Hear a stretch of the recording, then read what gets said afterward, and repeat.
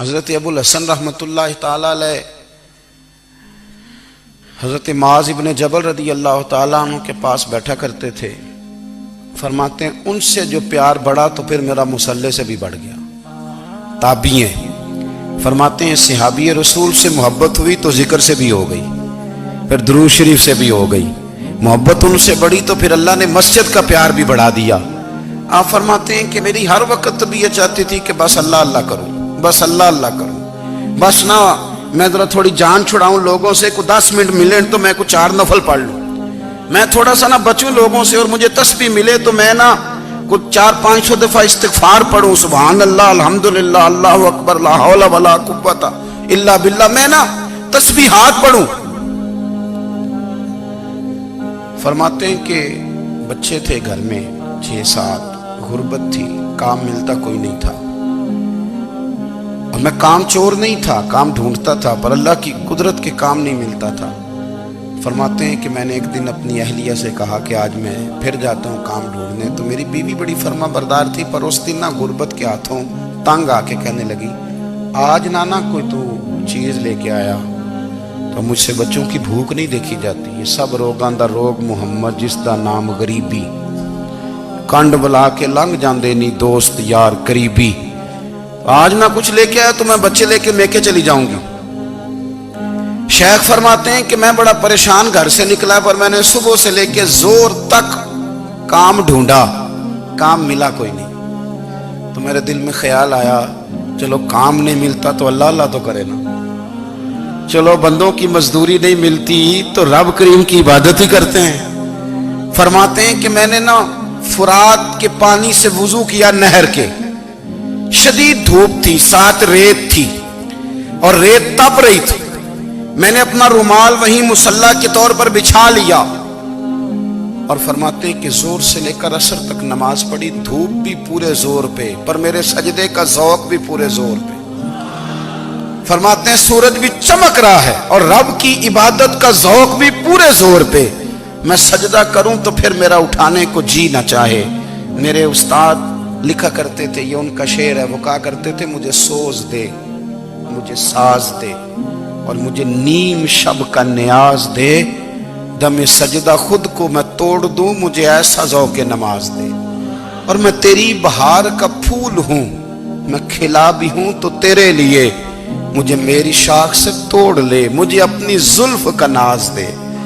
بھائی فرماتے ہیں کہ عصر تک میں نے نفل پڑھے، دل ڈھلنے لگا، عصر کی نماز پڑھی اور میں وہاں سے چلا۔ اب میں جب نکلنے لگا تو دل میں خیال آیا کہ چھوٹی چھوٹی دیواریں ہیں گھر کی، بغیر کچھ لیے جاؤں گا تو بیوی دور سے دیکھے گی تو شور کرے گی کہ پھر خالی ہاتھ آ گیا ہے۔ کہتے میں نے اپنے اسی رومال میں جس میں میں نے نماز پڑھی تھی نا، رومال میں کی آخی دے پنجابی جسافہ کہتے ہیں، اسی میں نا میں نے کچھ ریت بھر لی کہ وہ دور سے دیکھے گی تو سمجھے گی کچھ لے کے آیا ہے، چلو جا کے اسے بتا دوں گا کہ آج پھر مزدوری نہیں ملی۔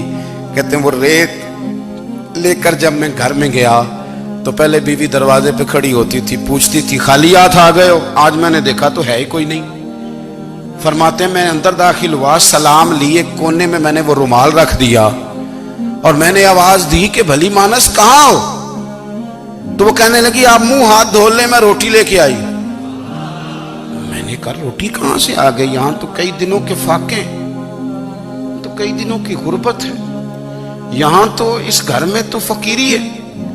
فرماتے ہیں کہ وہ روٹی لے کے آئی اور اس وقت کی جو موجودہ نعمتیں تھیں، سمجھ لیں سلاد، اچار، ہر چیز ساتھ لائی۔ میں نے کہا کہ بچے کہاں گئے؟ کہنے لگی وہ کھانا کھا کے کھیلنے گئے، آپ کھانا کھا لیں آ جاتے۔ کھانا اس نے چن دیا۔ میں نے حیرت انگیز لہجے میں ساری نعمتیں اپنے دسترخوان پہ دیکھ کر کے بیوی سے پوچھا یہ کہاں سے آیا کھانا؟ بچوں کو تو نے کہاں سے کھانا کھلایا؟ یہ سارا کچھ کیسا ہے؟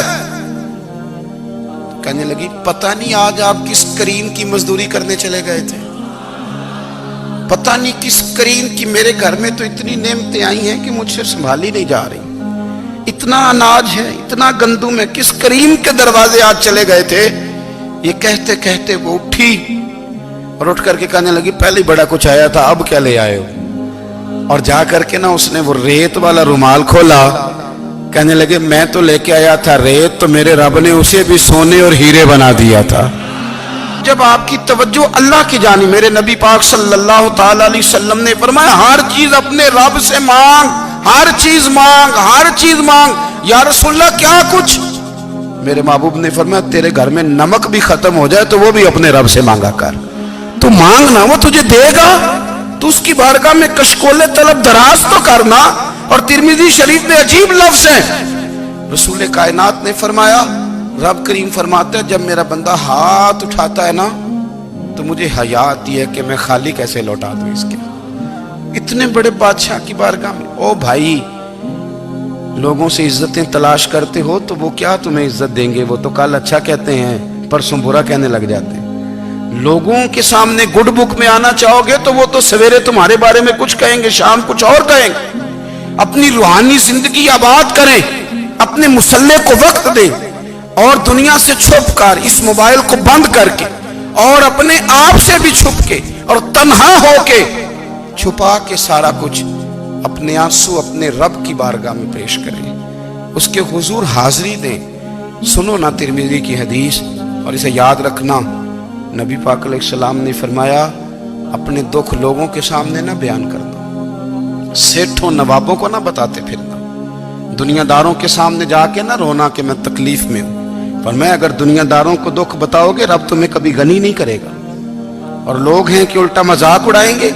آپ کی جس سے بڑی پکی یاری ہے نا، پکی، وہ تب تک پکی ہے جب تک آپ نے 50,000 مانگا نہیں، اور جس وقت آپ نے کہہ دیا کہ میں مجبور ہوں میری مدد کر تو پھر ختم ہو گئی دوستی۔ لوگوں کی تعلقات آپ کے ساتھ تب تک ہیں جب تک آپ ان سے کوئی ضرورت وابستہ نہیں کرتے۔ کریم محبوب فرمانے لگے بندوں کے سامنے دکھ نہ بیان کرنا، اللہ تجھے کبھی غنی نہیں کرے گا۔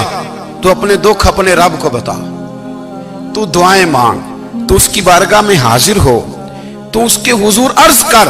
فرمایا اپنے دکھ اپنے رب کو بتا، وہ جلدی کرے یا دیر سے کرے تجھے ساری دنیا سے بے نیاز کر دے گا، تجھے کسی کا محتاج نہیں رہنے دے گا۔